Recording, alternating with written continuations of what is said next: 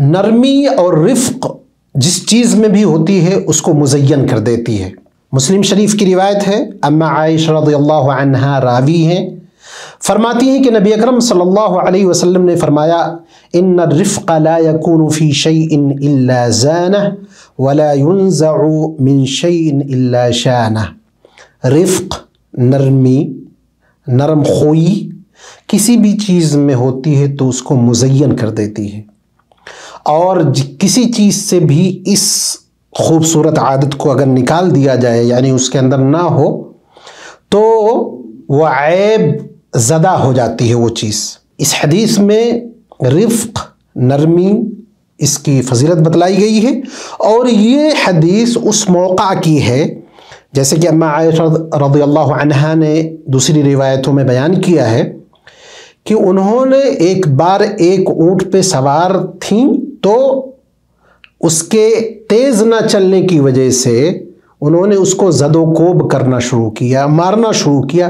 تب آپ صلی اللہ علیہ وسلم نے اما عائشہ رضی اللہ عنہا سے یہ باتیں کی کہ رفق اور نرمی جس چیز میں بھی ہوتی ہے وہ چیز خوبصورت ہو جاتی ہے، اور جس چیز میں نہیں ہوتی ہے وہ چیز بدصورت ہو جاتی ہے۔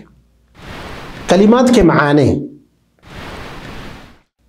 اس حدیث میں جو کلمات ہے اس کے معانی ہیں، الرفق کا مطلب ہے اقوال افعال میں نرمی اور معاملات میں آسان ترین پہلو اختیار کرنا۔ زانہ کا مطلب مزین کرنا، خوبصورت بنا دینا۔ ینزع کا مطلب چھین لیا جانا، نکال لیا جانا۔ شانہ مطلب کسی چیز کو عیب دار بنا دینا۔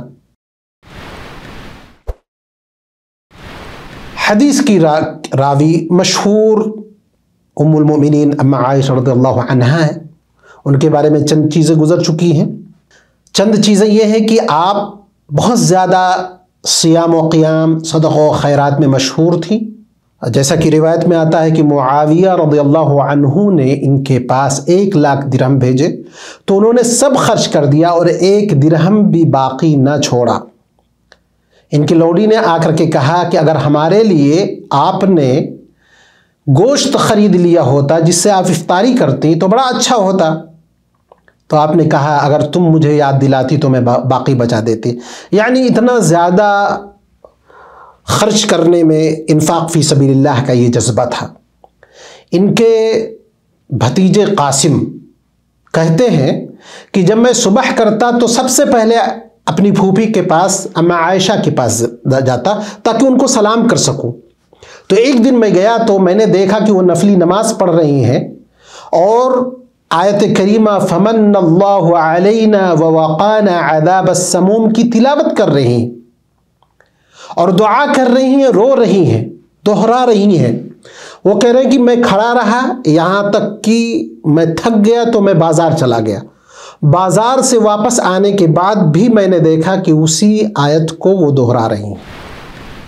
حدیث کا عام مفہوم، حدیث کا عام مفہوم، نبی صلی اللہ علیہ وسلم نے بتایا کہ نرمی جس چیز میں بھی پائی جاتی ہے وہ اسے خوبصورت اور مزین کر دیتی ہے، اور اس چیز میں برکت اور توفیق شامل ہو جاتی ہے، اور جس چیز سے نرمی چھن جاتی ہے اس کی جگہ شدت، سختی آ جائے تو اسے عیب دار بنا دیتی ہے یہ شدت، اسی طرح اس سے توفیق چھن جاتی ہے، اسی طرح برکت چھن جاتی ہے اس چیز سے۔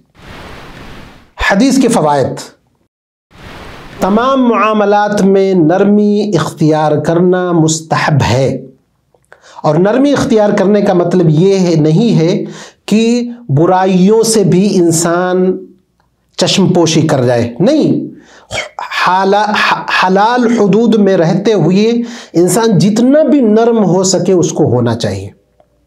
اسی طرح اس حدیث میں سختی برتنے سے تنبیہ ہے، انسان کو بہت سخت نہیں ہونا چاہیے اپنے معاملات میں، اپنے اقوال میں، اپنی بات چیت میں، اسی طرح اپنے اعمال میں۔ اسی طرح نرمی اور رفق یہ تمام بھلائیوں کا سبب ہے۔ اسی طرح جب کوئی بندہ معاملات میں نرمی اختیار کرتا ہے تو اس کے معاملات میں حسن و جمال پیدا ہو جاتا ہے، حسن و جمال سے وہ مزین و آراستہ اس کے معاملات ہو جاتے ہیں۔ اسی طرح سختی کا برا نتیجہ ہوتا ہے۔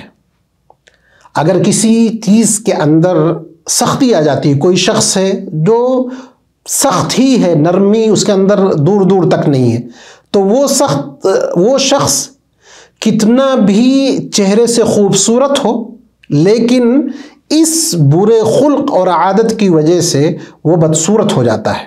اسی طرح اس حدیث میں تعلیم ہے کہ ایک مسلمان کو نرمی کا خوگر ہونا چاہیے، قبیح چیزوں کو چھوڑ دینا چاہیے، اچھی اور خوبصورت چیزوں کو اپنے اندر رچانا و بسانا چاہیے، تو وہ اپنے اقوال میں، افعال میں، معاملات میں، دوسروں کے ساتھ بات چیت میں، غرض یہ کہ اپنی ساری چیزوں میں رفق، نرمی کا خوگر ہو کر کے اپنے آپ کو معنوی طور پر حسن و جمال کا پیکر بنا لینا چاہیے۔ اللہ رب العزت والجلال ہمیں حسن خلق جیسی عظیم عادت سے مزین ہونے کی توفیق عطا فرمائے، آمین۔ وآخر دعوانا ان الحمد للہ رب العالمین۔